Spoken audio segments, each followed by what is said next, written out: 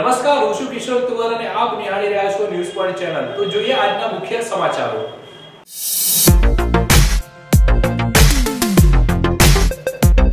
અમીરગઢની દિવ્યાંગ છાત્રાએ બનાસકાંઠા જિલ્લાનું નામ કર્યું રોશન। સ્પેશિયલ ખેલ મહાકુંભ 2018માં લાંબી કૂદમાં ગોલ્ડ મેડલ જીતી સમગ્ર જિલ્લાનું નામ રોશન કર્યું।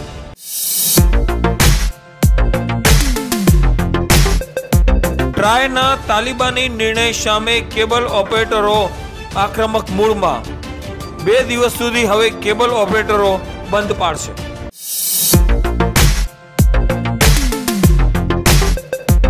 બનાસકાંઠાના થરાદ ખાતે ગાંધીનગરની વિજિલન્સ ટીમ ત્રાટકી। 1.34 લાખનો વિદેશી દારૂ ઝડપી પાડ્યો।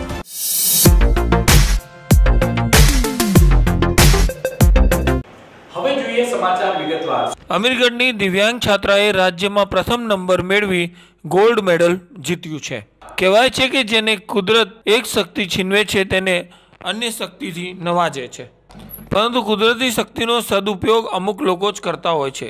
ત્યારે અમીરગઢમાં અભ્યાસ કરતી દિવ્યાંગ વિદ્યાર્થીનીએ રાજ્ય કક્ષાની રમતમાં પ્રથમ નંબર મેળવી તાલુકાનું અને સમાજનું નામ રોશન કર્યું। Gujarat state tribal education society Gandhinagar સંચાલિત કન્યા સાક્ષરતા નિવાસી શાળા જેથી અમીરગઢ ખાતે ધોરણ 10માં અભ્યાસ કરતી દિવ્યાંગ વિદ્યાર્થીની દક્ષા નારણભાઈ મિયાણીએ તાલુકા જિલ્લા કક્ષાની રમતમાં અનેક મેડલો પ્રાપ્ત કર્યા છે, તેમજ દાંતા ખાતે યોજાયેલ વિજ્ઞાન મેળામાં રાજ્ય કક્ષાએ પ્રથમ નંબર મેળવ્યા બાદ તેઓ રાષ્ટ્રીય કક્ષાની હરિયાણા ખાતે 400 મીટર રિલે દોડમાં સિલ્વર મેડલ જીતી ચૂકી છે। ત્યારબાદ રાજ્યની સ્પેશિયલ ખેલ મહાકુંભ 2018 નડિયાદમાં યોજાયેલ, જેમાં એથ્લેટિક્સ લાંબી કૂદ અંડર 16 ગ્રુપની રમતમાં રાજ્ય કક્ષાએ પ્રથમ નંબર મેળવી ગોલ્ડ મેડલ પ્રાપ્ત કરતા પરિવાર સહિત તાલુકામાં ખુશીની લહેર પ્રસરી ગઈ છે।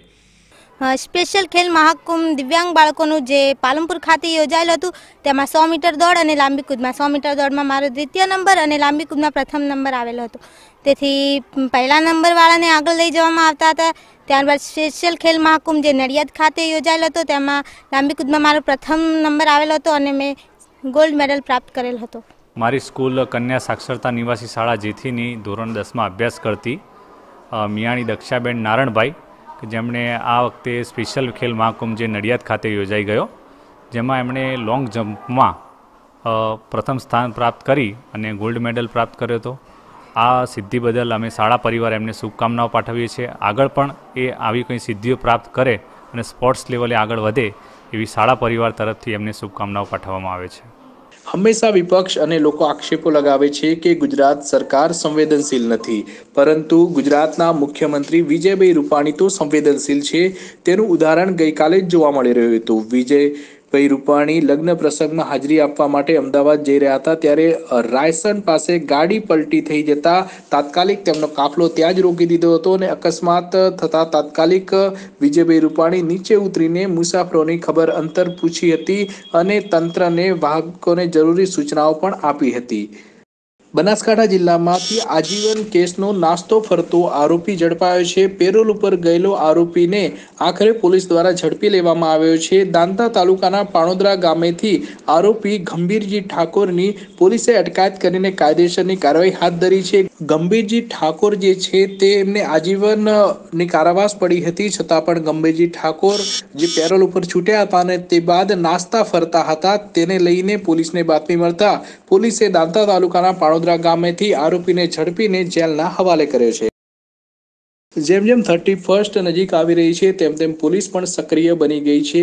પોલીસ દ્વારા તમામ ચેકપોસ્ટો ઉપર સઘન ચેકિંગ હાથ ધરી દેવામાં આવ્યું છે। ત્યારે પાલનપુર પોલીસ દ્વારા પાલનપુરના દેવપુરા પાટિયા પાસેથી વિદેશી દારૂ ઝડપ્યો છે।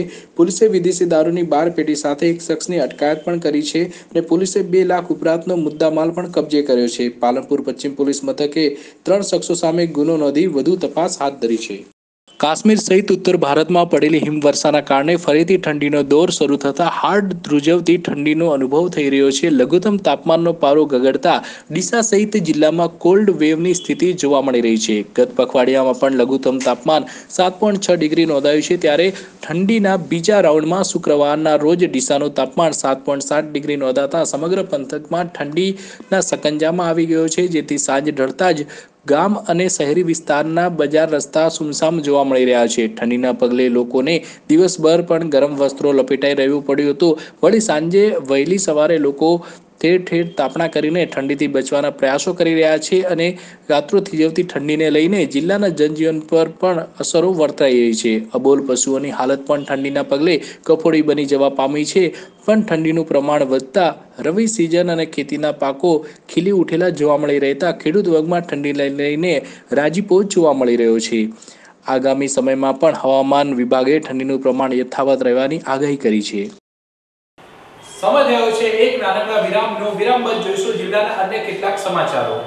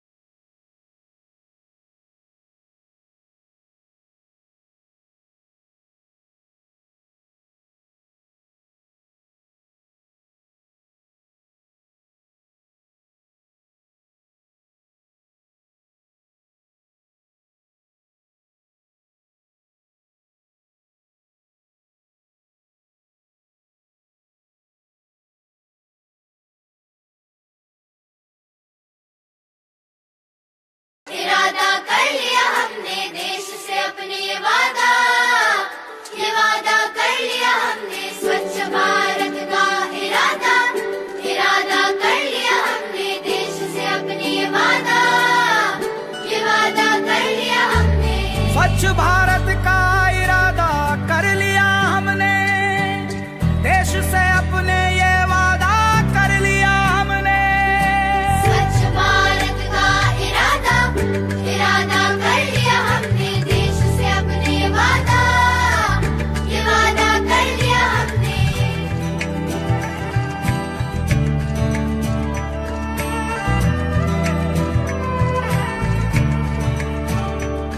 हमसे निकलेगी स्वच्छता की एक नदी छल छल छल छल कल कल कल कल एक धुली सी जिंदगी स्वच्छता की जोत लेकर घर घर जाएंगे साफ सुथरी रोशनी में सब नहाएंगे स्वच्छ भारत का इरादा कर लिया हमने देश से अपनी ये वादा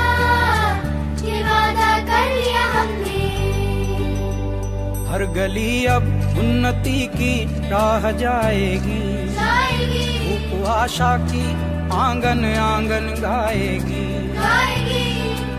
स्वप्न गांधी जी का अब साकार करना है स्वच्छता का देश में त्योहार करना है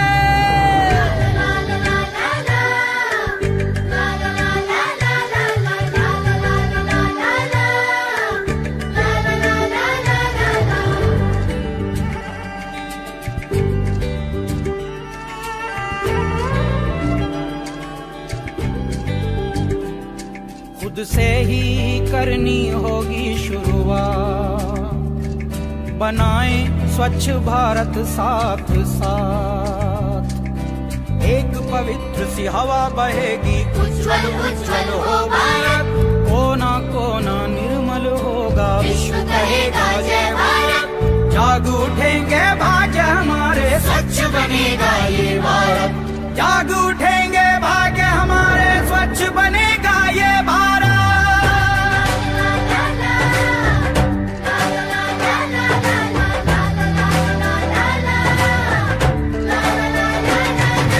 स्वच्छ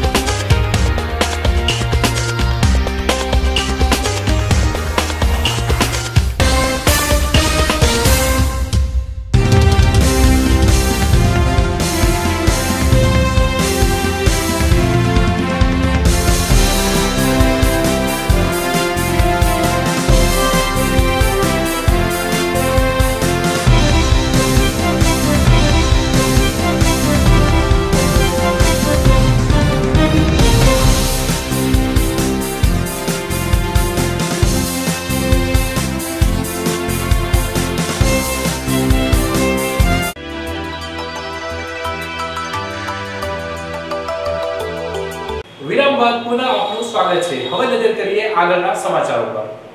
સૌથી મહત્વના સમાચાર મળી રહ્યા છે. ટેલિકોમ રેગ્યુલેટરી ઓથોરિટી થોડાક સમય પહેલા જ નવા ટેબલ ટીવીમાં નવા ટેરિફ સિસ્ટમ લાગુ કરવાના આદેશ કર્યા હતા અને ટ્રાઈએ તમામ મલ્ટી સર્વિસ ઓપરેટરો અને લોકલ કેબલ ઓપરેટરોને 29 ડિસેમ્બરથી નવા ટેરિફ સિસ્ટમ લાગુ કરવા માટે આદેશ આપ્યો હતો, પરંતુ હવે ટ્રાઈએ આ સમય મર્યાદાને વધારી દીધી છે. હવે ટ્રાઈએ કહ્યું છે કે ગ્રાહકો 31મી જાન્યુઆરી સુધી પોતાની પસંદગીની ચેનલ પસંદગી કરી શકે છે અને ટ્રાઈને સચિવ SK ગુપ્તાએ વાતચીતમાં કહ્યું છે કે આ બ્રોડકાસ્ટરો પણ DTH ઓપરેટરો અને MSO સાથે બેઠક યોજી છે. વડગામ તાલુકા વિકાસ અધિકારી સામે SEBમાં ફરિયાદ કરનાર મેઘાળા ગામના ઈસમે SEBને રજૂઆત કરી હતી કે તેમને ખેડૂતોને મળીને અછત રાહતની સહાય મેળવવાની હોય તેની માંગણી કરેલ અને આ અંગે TDO પાસે ગયેલા, જ્યાં તાલુકા વિકાસ અધિકારી આ કિસ્સામાં તલાટી દ્વારા સહી સિક્કાને રિપોર્ટ આવ્યા બાદ જ આગળની કાર્યવાહી માટે જણાવેલ અને આ મામલે TDOએ લાંચ માંગી હોવાના આક્ષેપો સાથે SEBમાં ફરિયાદ કરી હતી, પરંતુ TDOએ નાણાંનો ઇનકાર કરતા ટ્રેપ નિષ્ફળ ગઈ હોવાનું ચર્ચાય છે. ત્યારે આ અંગે SEBના સૂત્રોએ જણાવ્યું હતું કે ઉપરોક્ત કિસ્સામાં CCTV ફૂટેજના આધારે તપાસ ચાલુ છે, જેમાં ફરિયાદી દોષિત જણાશે તો તેની વિરુદ્ધ ખોટી ફરિયાદનો ગુનો પણ દાખલ કરવામાં આવશે. ગેસડા ખાતે તાલુકા કક્ષાની પશુપાલન શિબિર યોજાઈ, જેમાં ગેસડાના ગોદડપુરી બાપજીની જગ્યાએ તાલુકા કક્ષાનો કાર્યક્રમ હતો, જેમાં રાજ્ય કક્ષાના મંત્રી પરબતભાઈ પટેલની અધ્યક્ષસ્થાને કરવામાં આવ્યો હતો અને શાળાની બાળાઓ દ્વારા સ્વાગત કરીને કાર્યક્રમની શરૂઆત કરી હતી. આ પ્રસંગે મંત્રીએ જણાવ્યું કે સરકારની વિવિધ યોજનાઓ અને ડેરી ક્ષેત્રે નવી યોજનાઓની માહિતી આપી હતી અને આ પ્રસંગે જિલ્લાના પશુપાલન નાયબ ઉપાધ્યક્ષ સાહેબ તથા થરાદ મામલતદાર સાહેબ શ્રી, મદદનીશ પશુપાલન નાયબ ડોક્ટર સંદીપ સાહેબ અને ડોક્ટર સૌજી પટેલ, વેટનરી ડોક્ટરો તથા સરપંચ શ્રી તથા ગામના આગેવાનો તથા ગામ લોકો બોડી સંખ્યામાં હાજર રહ્યા હતા અને કાર્યક્રમને સફળ બનાવ્યો હતો. આજે ગેસડા ગામે અમારી તાલુકા કક્ષાની પશુપાલન વિભાગની શિબિરમાં સમગ્ર તાલુકાના બધા જ અગ્રણીઓ સાથે સાથે પશુપાલન ખાતાના અમારા નાયબ નિયામક અને સમગ્ર જિલ્લાની ને તાલુકાની ટીમ જે ઉપસ્થિત રહી, ખૂબ મોટી એવી સંખ્યામાં મારી બહેનો અને ખેડૂત મિત્રો ઉપસ્થિત રહી.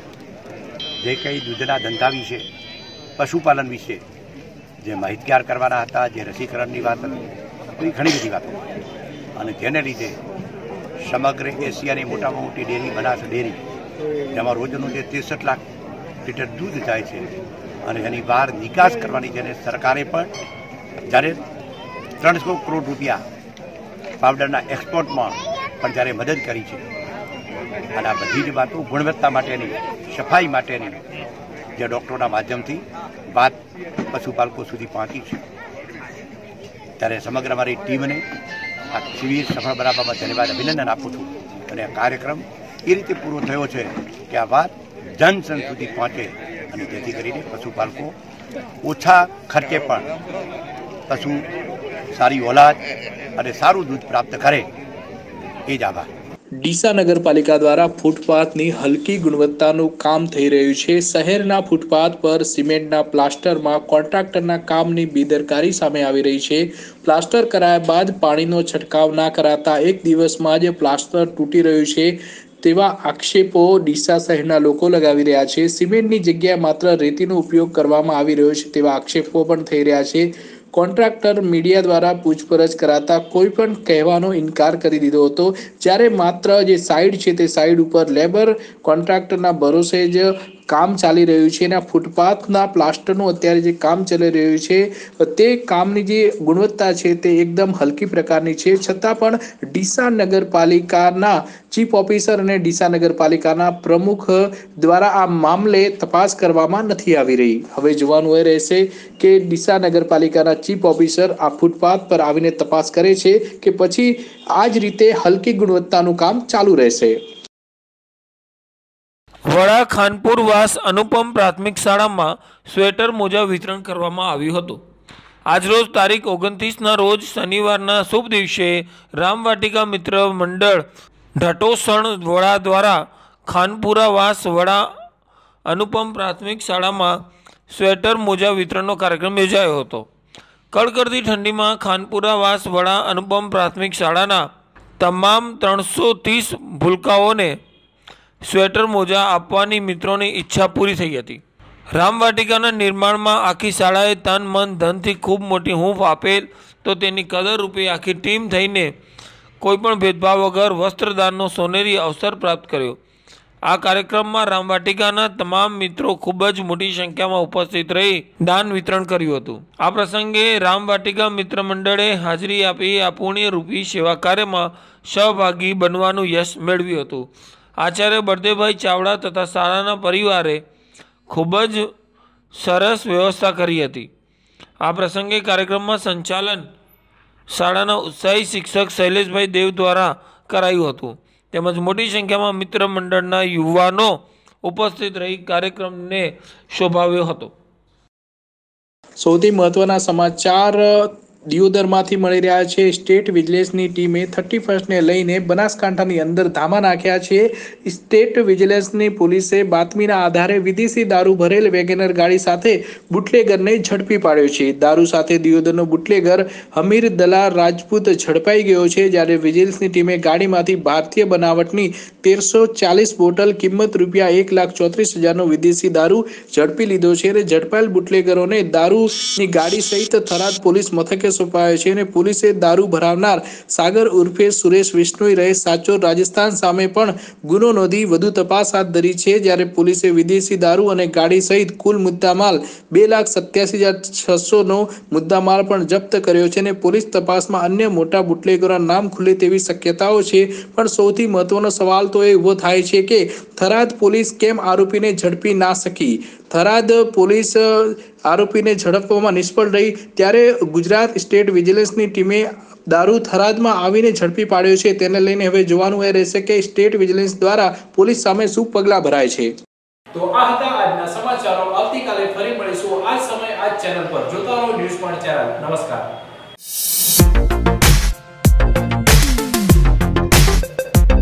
અમીરગઢની દિવ્યાંગ છાત્રાએ બનાસકાંઠા જિલ્લાનું નામ કર્યું રોશન।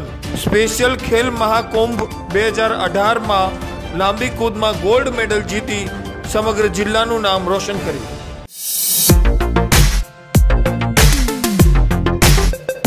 ટ્રાયના તાલિબાની નિર્ણય સામે કેબલ ઓપરેટરો આક્રમક મૂડમાં। 2 દિવસ સુધી હવે કેબલ ઓપરેટરો બંધ પાડશે।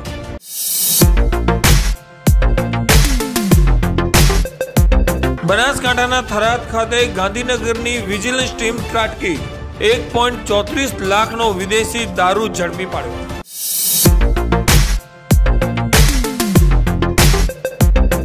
સમાચારો પૂર્ણ કરતા પહેલા ફરી નજર કરીએ આજના મુખ્ય સમાચારો પર।